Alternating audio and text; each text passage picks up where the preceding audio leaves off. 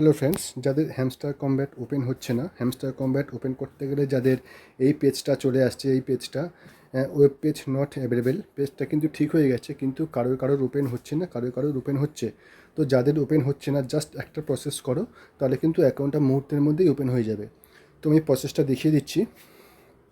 Just এরকম যে পেজটা আছে, উপরের ডান দিকে থ্রি ডট আছে, উপরের ডান দিকে থ্রি ডটে ক্লিক করো। ক্লিক করার পরে এখানে দেখো ক্লিয়ার হিস্ট্রিতে ক্লিক করো, করে ডিলিট করে দাও। একদম ডিলিট অপশানে ক্লিক করে ডিলিট করে দাও। তারপরে নিচে দেখো স্টার্ট বাটন আছে, স্টার্ট বাটনে ক্লিক করো।